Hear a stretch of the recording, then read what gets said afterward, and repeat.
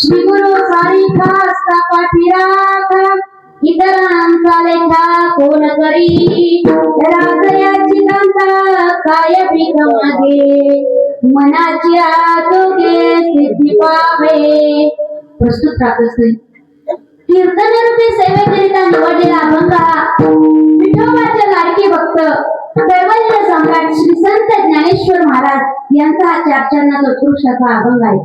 या अभंगामध्ये ज्ञानेश्वर महाराज आपल्या गुरूंच्या सामर्थ्य शक्तीचा प्रभाव सांगतात. पण गुरु म्हणजे कोणते गुरु? गुरु म्हणजे कोण? तर गुरु शब्दस्थ कारस्यात गुरु शब्दस्थ निरोधका अंधकार निरोधित्वात गुरुरित्या विद्यते. जो अज्ञान अंधकार नाहीसा करतो तो म्हणजे गुरु. ऐक सद्गुरूचे लक्षण आधी पाहिजे विमल ज्ञान निश्चयाचे समाधान स्वरूप स्थिती. आधी गुरुला ज्ञान पाहिजे नंतर तो शिष्याला शिकवू शकतो. जर गुरुला ज्ञान नसेल तर तो शिष्याला काय शिकवणार बरं? विहिरीत पाणी असेल तर पोहऱ्यात येईल. जर विहिरीतच पाणी नसेल तर पोहऱ्यात येईल का? नाही. तसं अगोदर गुरुला ज्ञान पाहिजे आणि ते ज्ञान ग्रहण करण्यासाठी शिष्य कसाच असावा लागतो. ऐक शिष्याचे लक्षण सद्गुरु वचने विश्वास पूर्ण तन मन धनेशी शरण यानाव सत शिष्य. शिष्य कसा पाहिजे तर गुरुना तन मन धनाने शरण जाणारा पाहिजे. गुरुच्या ठिकाणी विश्वास पाहिजे. बघा एकदा समर्थ महाबळेश्वरला असताना त्याने आपल्या अंतर्ज्ञानाने बघितलं की छत्रपती शिवाजी महाराज आपल्या दर्शनासाठी येत आहेत आणि त्यांनी छत्रपती शिवाजी महाराजांची परीक्षा घेण्याचं ठरवलं की शिवाजी महाराज हे प्राणाला जास्त महत्व देतात का गुरुनिष्ठेला जास्त महत्व देतात. परीक्षा घ्यायचं ठरवलं आणि समर्थ वनामध्ये निघून गेले. सायंकाळची वेळ होती. बघा छत्रपती शिवाजी महाराज आपल्या मावळ्यांबरोबर महाबळेश्वरला पोहोचले आणि तिथे गेल्यावर शिष्याने सांगितलं की समर्थ तर वनात गेले आणि परत येणार की नाही तेही सांगितलं नाही.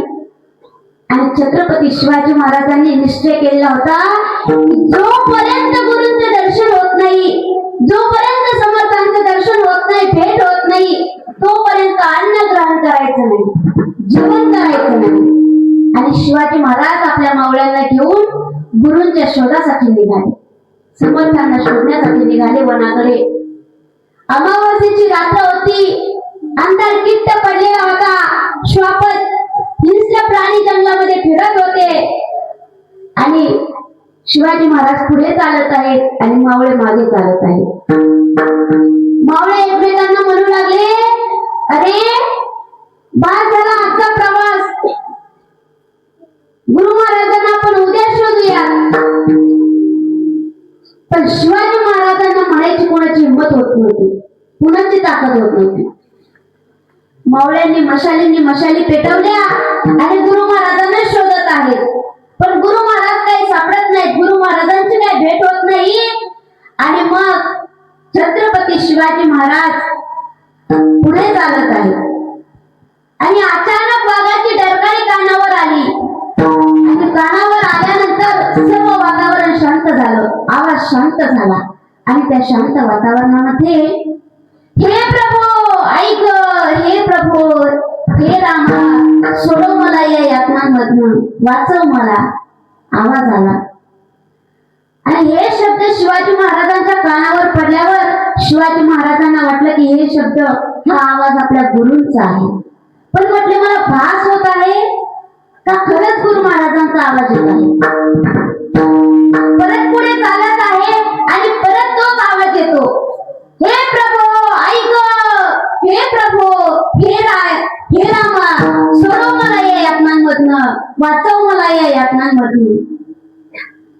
आणि छत्रपती शिवाजी महाराज ज्या कडेच्या पायथ्याशी उभे होते ना, त्याच कडेच्या उंचावरून आवाज येत होता. पण त्या कड्यावर चढण्यासाठी वाट नव्हती, वाट बरोबर नव्हती. तेव्हा छत्रपती शिवाजी महाराजांनी मशाल घेतली आणि त्या कड्यावर चढले. कड्यावर चढल्यानंतर पाहतात तर गुरु महाराज समर्थ, हे प्रभू, हे रामा मला सोडव या संकटातनं, मला या शिवाजी महाराजांना ते बघावलं नाही.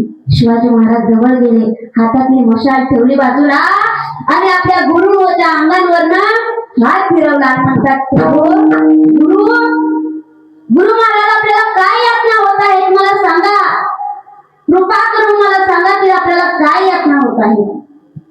समर्थ म्हणाले, शिवा अरे माझं दुःख तुला सांगून काय फायदा, ज्याचं दुःख त्यानंच भोगावं. माझं दुःख तुला सांगून काय फायदा. शिवाजी महाराज म्हणाले, गुरु एवढा त्रास होत आहे तर मग तुम्ही महाबळेश्वरला राहूनच औषध का नाही घेतलं.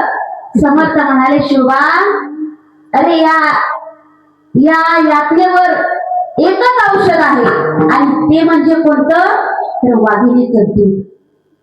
वाघिणीचं दूध पिल्यानंतर माझा त्रास कमी होईल. आणि मग ते वाघिणीचं दूध आणणं काही शक्य नाही, सोपी गोष्ट नाहीये. म्हणून मग मी एकटाच या जंगलामध्ये आलो. पण एवढ्या यातना वाढायला लागल्या आणि मी इथेच थांबलो.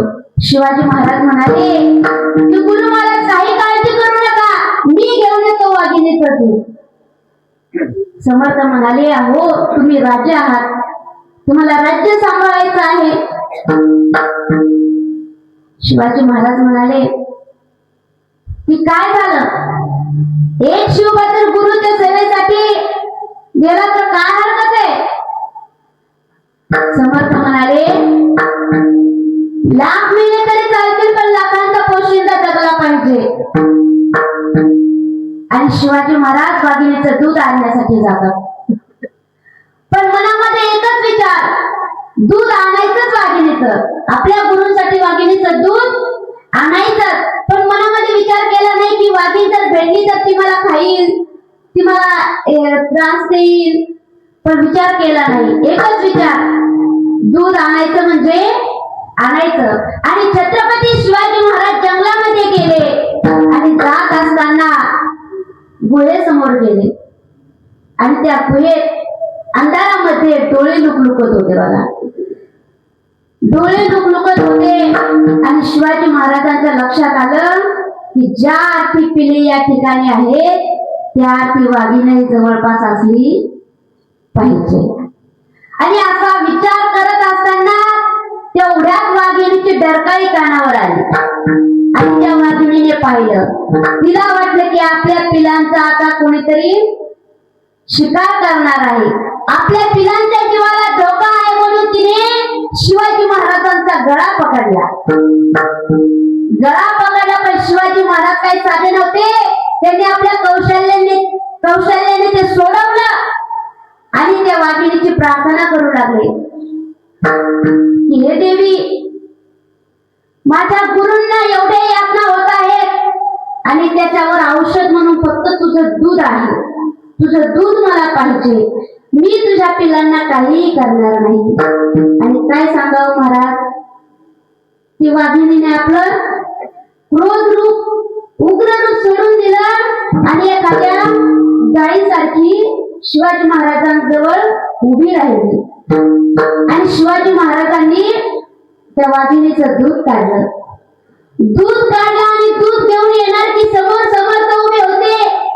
समर्थ म्हणाले, शिवा अरे मी एवढ्या कठोर घेतलेल्या परीक्षेत थोडा सुद्धा डगमगला नाहीस. शिवाजी महाराज म्हणाले, गुरुवर आपण माझ्या पाठीशी असताना मी कशाला घाबरू, कुणाची चिंता करू, कशाची चिंता करू, हे